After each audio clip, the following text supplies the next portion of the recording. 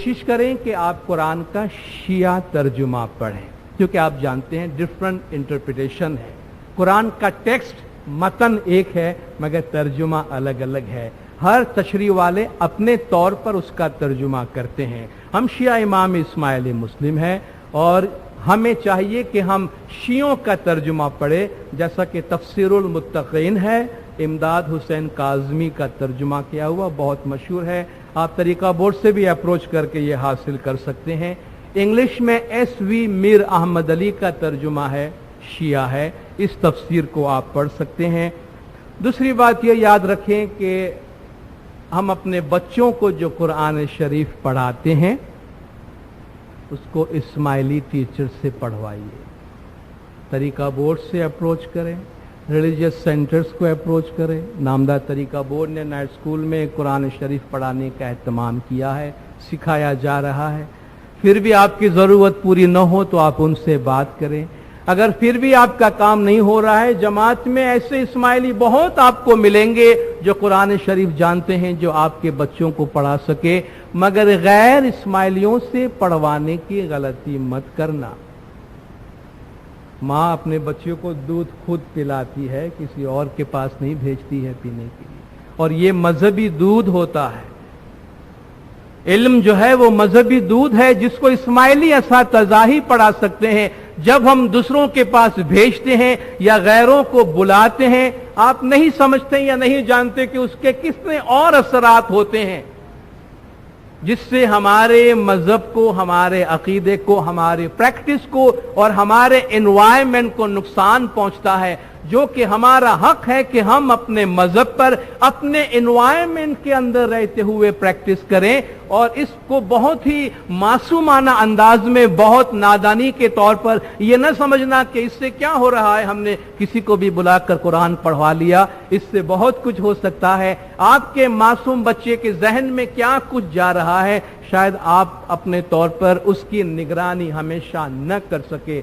मौला की भी ये ख्वाहिश है, और मौला कितनी कोशिश कर रहे हैं कि पूरी दुनिया में मौला चाहते हैं एक इस्माइली बच्चा ऐसा न रहे जिनके पास इस्माइली मजहब की तालीम न पहुंचे, और ये आपका हक है कि आप तक पहुंचे। और अगर आपका काम नहीं हो रहा है, मौला के इदारे मौजूद है। मौला ने भी आपसे ये फरमाया है कि अगर आपका काम नहीं हो रहा है तो आप रिस्पॉन्सिबल लोगों के पास जाइए, उनसे पूछिए कि आपका काम क्यों नहीं हुआ। तो अगर आपके बच्चों को जमात में इस्माइली कुरान पढ़ाने वाले नहीं मिलते तो इंस्टीट्यूशंस इसके जिम्मेदार जो हैं उनसे आप कहें, सजेशंस दें, अपने मसाइल बताएं कि आपकी मदद करें, और एक एक इस्माइली बच्चा जो कुरान की तालीम हासिल करता है, इस्माइली मुअल्लिम से ये कुरान की तालीम हासिल करें।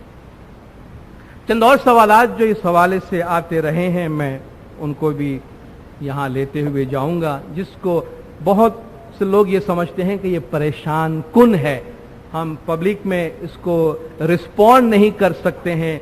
अपने कारोबार में, अपने स्कूल में, अपने कॉलेज में लोगों के साथ उठते बैठते हमें लोग पूछते हैं कि भाई आप इस्माइली किसी गैर इस्माइली को अपनी जमात खाने में क्यों नहीं आने देते हैं, जबकि इतनी इबादत गाहें हैं, इतने सारे मसाजिद हैं। आप किसी मस्जिद में चले जाएं, आपको कोई अपने मस्जिद में आने से नहीं रोकता, मगर आप लोगों को अपने जमात खाने में आने से रोकते हैं।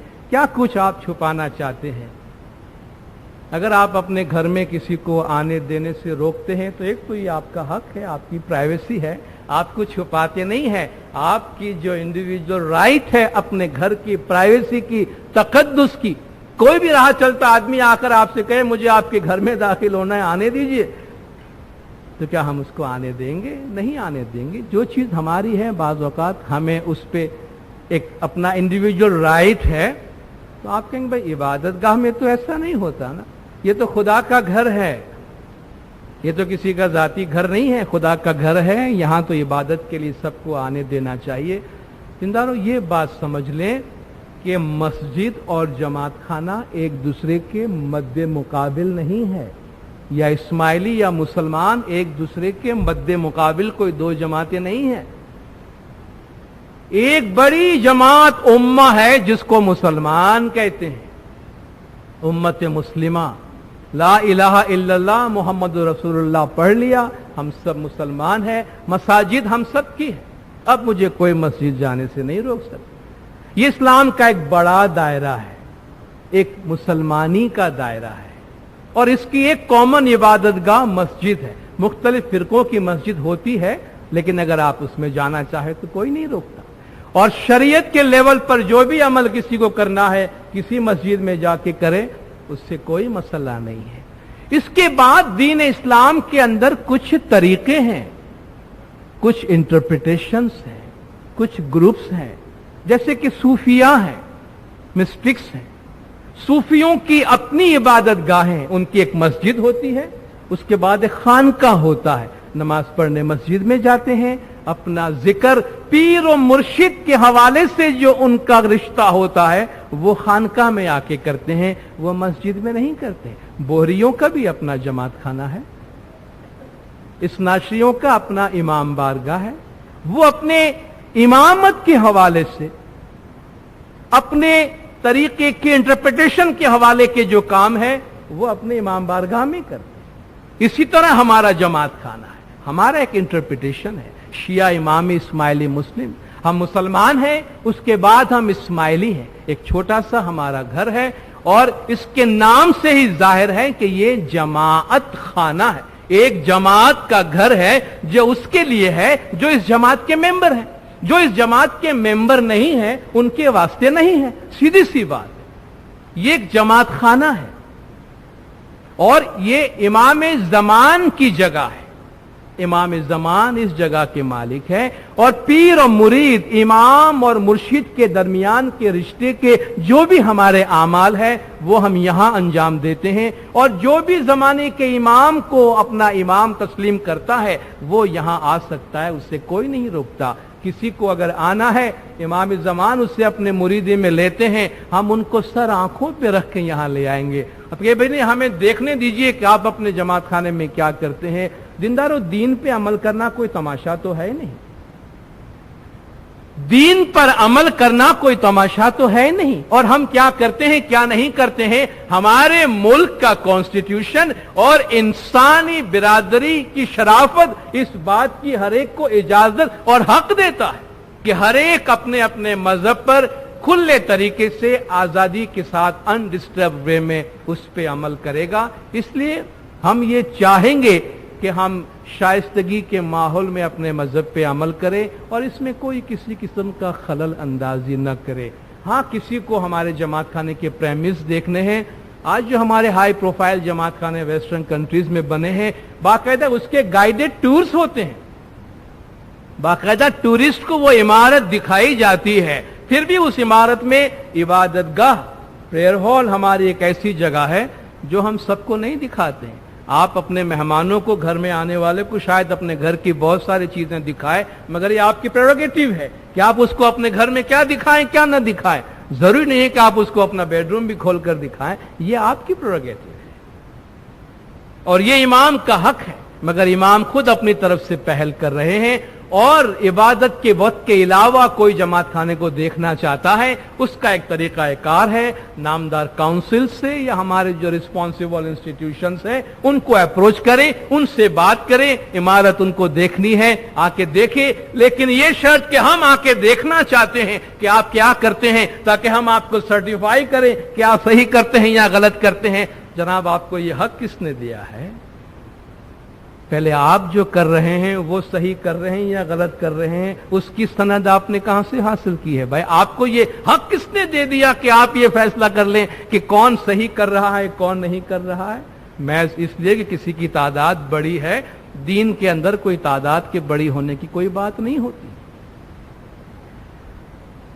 بعض لوگوں کو اس بارے میں بے چینی ہوتی ہے، سوال پیدا ہوتا ہے کہ ہم زمانے کے امام سے دعا کیوں مانگتے ہیں، بلکہ لوگ بڑی دانشمندی کے ساتھ بہت ہی مخلصانہ طور پر بہت سنسیئرلی آ کے مشورہ دیتے ہیں کہ دیکھیے آپ یہ ایک دو چیزیں جو ہے نا ذرا اس میں ایڈجسٹمنٹ کر لیں اپنے مذہب کے اندر، ہم آپ کو بہت اچھا مشورہ دے رہے ہیں، یہ ایک دو چیزیں آپ ذرا مذہب میں ایڈجسٹمنٹ کر لیں تو باقی سب کچھ جو ہے وہ ٹھیک ہے۔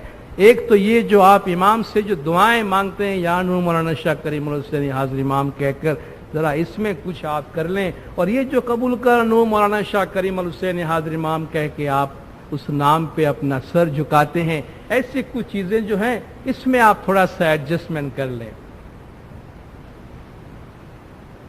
امام نے اپنے پچھلے جامع میں اپنے میموائرز میں لکھا ہے مولانا کہ ہمارا طریقہ ہمارا طریقہ ہے، آپ کسی طریقے میں رہ سکتے ہیں یا اس طریقے کو چھوڑ سکتے ہیں، مگر آپ یہ نہیں کہہ سکتے کہ آپ ایک خاص طریقے پہ عمل کر رہے ہیں مگر اس طریقے میں آپ ریفارم کرنے کا بھی دعویٰ کرتے ہیں کہ وہ طریقہ آپ کی مرضی کے مطابق چلنا چاہیے۔ امام نے فرمایا ہمارا طریقہ ہے، صدیوں سے ایسا چلتا آیا ہے اور یہ زمانے کے امام کے حکم کے مطابق چلتا ہے۔ اگر ہم یا حاضر امام کہہ کے مولا سے کچھ دعا مانگتے ہیں تو اس میں کیا مسئلہ ہے، مانگنے والے کو کیا تکلیف؟ سب سے پہلی بات تو یہ ہے کہ جس کا دل اس بات کی گواہی نہیں دیتا اسے تو مانگنے کی بھی کیا ضرورت ہے، اسے مانگنے کی بھی کیا ضرورت ہے، مگر جس کا دل اس بات پہ گواہی دیتا ہے کہ وہ صحیح چل رہا ہے، امام سے مانگ رہا کسی اور سے نہیں مانگ رہا، اسے کیا شک اور کیا صبح۔ خدا فرماتا ہے کہ یا ایھا الذین آمنوا اتقوا اللہ وابتغوا الیہ الوسیلہ، قرآن کی سورہ نمبر 5 آیت نمبر 35، اے ایمان والو اللہ سے ڈرو اور اس تک پہنچنے کے لیے ایک وسیلہ تلاش کرو۔ اے ایمان والو اللہ سے ڈرو اور اس تک پہنچنے کے لیے ایک وسیلہ تلاش کرو۔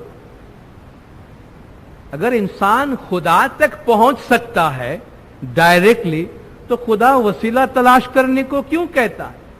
بلکہ خدا بھی جب انسان سے بات کرنا چاہتا ہے تو ایسا لگتا ہے کہ براہ راست تو خدا بھی انسان سے بات نہیں کر رہا، وہ بھی اپنے رسول کے ذریعہ ہم کو بتا رہا ہے کہ بھئی یہ اتنے نیچے ہے کہ اس تک تو آواز جائے گی نہیں، اس لیے خدا بھی ہم سے بات کرنے کے لیے بیچ میں وسیلہ رکھتا ہے، اور یہ جو خدا کا وسیلہ ہے آپ سنیں گے آگے چل کے، یہ خدا کی آتھورٹی اور خدا کے اختیارات کا مجموعہ ہے، مرکز ہے زمین پر۔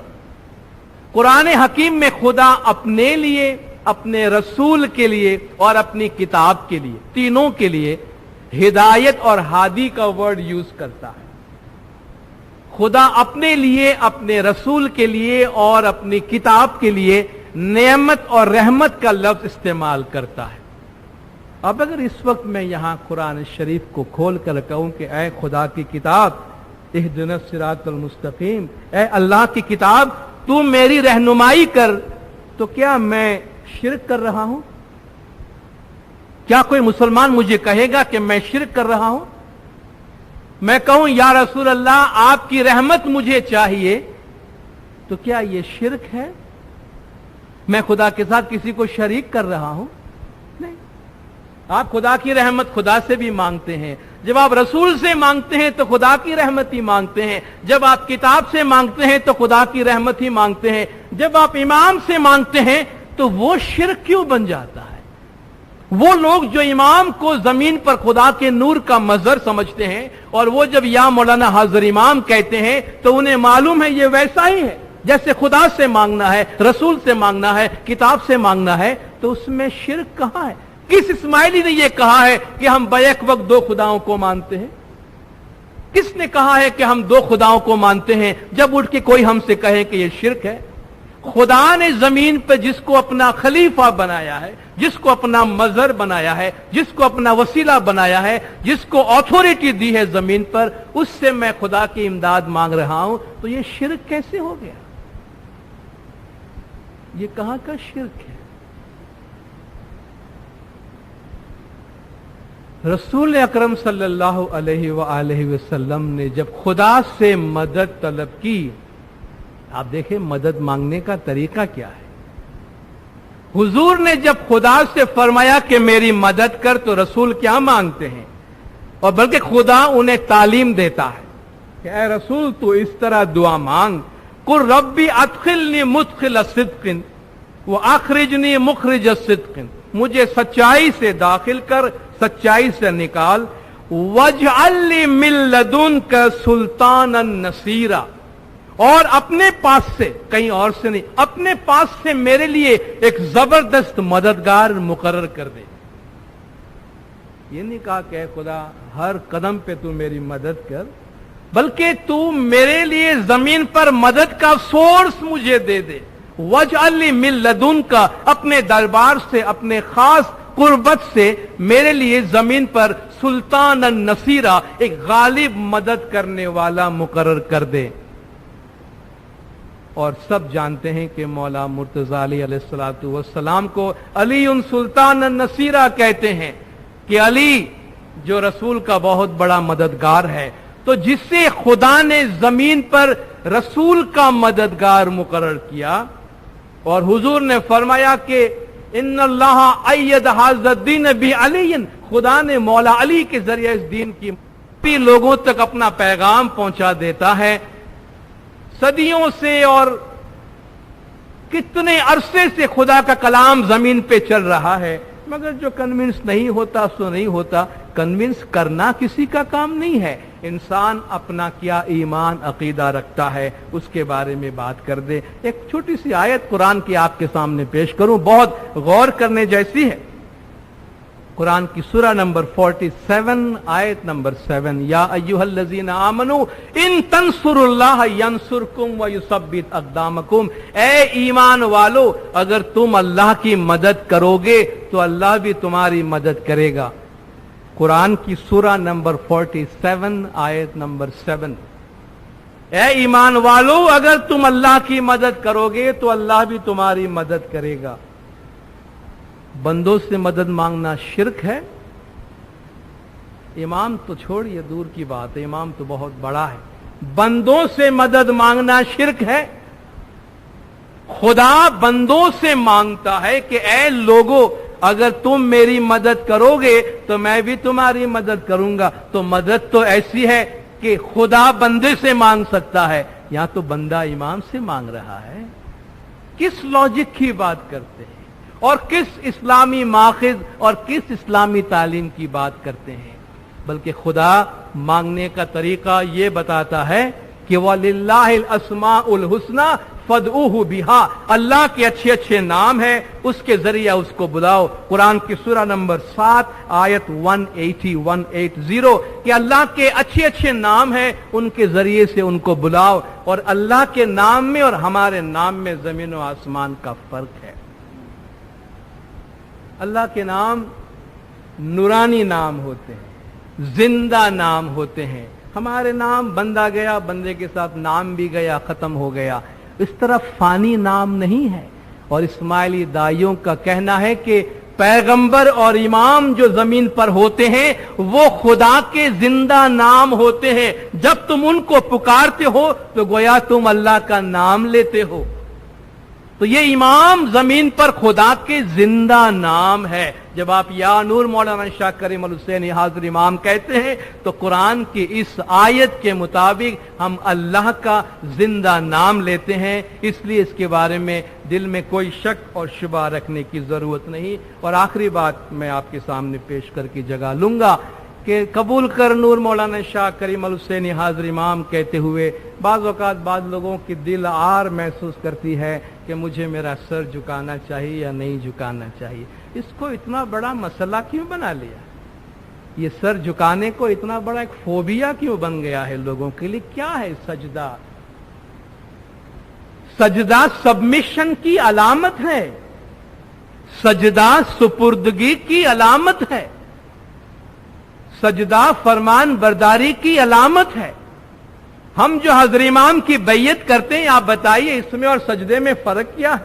इसकी फिलॉसफी के लिहाज से फर्क क्या है? आप सजदे में अपने आप को उसके सुपुर्द करते हैं, उसकी इताअत कबूल करते हैं, इमाम की बैयत करते हुए तन मन धन अथॉरिटी सब इमाम के हवाले करते हैं। सुपुर्दम बे तू माया खिशरा तू दानी हिसाबे कमो बीशरा, जो कुछ मेरे पास था तेरे हवाले किया, अब कम है ज्यादा है तुझे मालूम कि उसमें क्या है, मैंने सब कुछ तेरे सुपुर्द किया। तो सजदा जिस तरह हम दुआ मांगते वक्त हाथ उठाते हैं, तो ये हाथ उठाना दुआ मांगने की एक सिंबल है, अलामत है। इस तरह सर झुकाना ایک تسلیم، وسلموا تسلیما، خدا نے فرمایا نا کہ اس کے آگے سبمیشن کرتے ہوئے جھک پڑو. تو جسے ہم نے امام تسلیم کیا ہے، جس کی ہم نے رہنمائی قبول کی ہوئی ہے، جس کے ہاتھ میں ہم نے اپنی روح دی ہے کہ اس سے نجات دینا تیرے حوالے ہے، ہم تیرے امر پہ عمل کریں گے، تو ہماری روح کو نجات دے. اب اس رشتے میں باقی کیا رہ گیا ہے؟ کیا ہم اس کے سپرد نہیں کرتے ہیں جو ہم نے کسی اور کے پاس اور کو دینے کے واسطے سنبھال کے رکھا ہے؟ دینداروں، مذہب جو ہے یہ ظاہری رسم و رواج، فارملٹی اور فارملزم کا نام نہیں ہے. ہم بہت زیادہ اس لیے، مسلمان بہت زیادہ اس لیے پریشانی کے شکار ہوئے ہیں کہ انہوں نے فارمز کو، ظاہری صورت کو دین کا ایسنس سمجھ رکھا ہے اور ایسنس کو بالکل بھلا دیا ہے. یہ مذہب کے ظاہری فارم کی بات ہے. ہم خدا کا جو امر زمین پر ہے، زمانے کے امام خدا کے نص کے مطابق زمین پر خدا کے ہمارے امام ہے. اس خدا کے نص، آرڈر، امر، خدا کا جو حکم زمین پر ہے، خدا کا جو نور زمین پر ہے، اس کے آگے ہم اپنا سر جھکاتے ہیں اور اس کے آگے ہم اپنے آپ کو سپرد کرتے ہیں. یہ جو ہم دین پہ آج عمل کر رہے ہیں، یہ دین ہمیں کس نے دیا ہے؟ یہ جو مذہب پہ ہم عمل کرتے ہیں، جس کے بارے میں ہمارا عقیدہ ہے کہ یہ راستہ، یہ مذہب ہمیں دنیا میں بھی آباد کرے گا اور آخرت میں بھی یہ ہمارے نجات کا ضامن ہے، یہ دین ہمیں، یہ طریقہ ہمیں کس نے دیا ہے؟ امام نے دیا ہے. اسی کے دیے ہوئے مذہب پہ عمل کرتے ہیں نا. یہ ہم صحیح کر رہے ہیں، غلط کر رہے ہیں، قبول کرنے والا وہی ہے نا، وہی قبول کرے گا نا. تو اس کے آگے جب ہم وہ عمل بجا لاتے ہیں تو ہم یہ نہ کہیں کہ قبول کر یا نور مولانا شاہ کریم الحسینی حاضر امام، جو کچھ ہم نے کیا تیرے سپرد کرتے ہیں، لے لے، تو اس سے قبول کر، اور یہ ہماری حقیر سی عبادت کی بدولت تو ہمیں نجات دے. کیا ہم یہ اپنے آپ کو سپرد نہ کریں، اپنے آپ کو اس کے حوالے نہ کریں؟ کیا ہمیں اپنے عقیدے کی اظہار کے لیے نہیں، لوگ کہتے نہیں آپ ایسا نہیں کر سکتے، آپ کو ایسا نہیں کرنا چاہیے، یہ شرک ہے. ہمیں اپنے امام سے، اپنے محبوب سے، اپنے مرشد سے، ہمارے دین و دنیا کے مالک سے اپنی عقیدت مندی کا اظہار کس طرح کرنا چاہیے، یہ بھی کوئی اور ہم کو بنا کے دے گا؟ اس کی بھی ہمیں لوگوں سے پرمیشن لینی پڑے گی، اس کے لیے بھی ہمیں لوگوں کا اپروول لینا پڑے گا. اور افسوس کی بات یہ کہ بعض اوقات ہم یہی سمجھتے ہیں کہ جب تک ادھر سے اس کا اپروول نہیں ہوگا تو یہ اسلام میں ایکسیپٹیبل نہیں ہوگا. کیا ہمیں ہمارے طریقے پر عمل کرنے کے لیے کسی اور کے طریقے سے، کسی اور کی بنائی ہوئی چیزوں سے اپروول لینا ہوگا؟ آخری یہ بات عرض کرتے ہوئے اپنی جگہ لینا چاہتا ہوں کہ ہم اپنے مذہب کو اپنے مذہب کے فریم میں دیکھیں. ہم باہر جا کے، بازار جا کے کوئی فریم خرید کے لے آتے ہیں اور کہتے ہیں کہ بھائی اس میں اسماعیلی مذہب فٹ کر دو مجھے. وہ کسی اور کا بنایا ہوا فریم ہوتا ہے اسلام کا، جو ہم باہر سے لاتے ہیں اور کہتے ہیں بھائی دیکھو آپ کا اسماعیلی مذہب اس فریم میں فٹ آتا ہے تو ہمیں قبول ہے. ہمارے مذہب کا فریم کوئی اور کیوں بنائے گا؟ اور ہم اپنے مذہب کو کسی اور کے فریم میں کیوں فٹ کریں گے؟ ہمارے مذہب کا فریم ہم بناتے ہیں، یعنی زمانے کا امام بناتا ہے. امام نے جو چیز بنا کے دی ہے اسی کے دائرے میں سب چیزیں ہوتی ہیں. اگر کسی کو یہ چیز سمجھ میں نہیں آتی، کسی کو یہ چیز قابل قبول نہیں ہے، وہ ہمارا پرابلم نہیں ہے، وہ ہمارا مسئلہ نہیں ہے. تو اپنے دین کے بارے میں اپنی سوچ، اپنے عقیدے کو بالکل صاف اور واضح رکھیں، اور جب راستہ سمجھ میں آ جائے تو اس پہ عمل کرنے کی کوشش کریں. میں ایک دو کتابوں کا نام آپ کے سامنے لے کر اپنی جگہ لوں گا جو قرآن اور امامت کے حوالے سے میں نے بات کی. چند کتابیں ہیں. علی فی القرآن، سید مراد علی جعفری کی لکھی ہوئی ہے. دوسری کتاب ہے علی فی القرآن، صادق حسین شیرازی کی لکھی ہوئی ہے. قرآن ما علی، قرآن علی کے ساتھ ہے، سید عنایت علی شاہ کی لکھی ہوئی.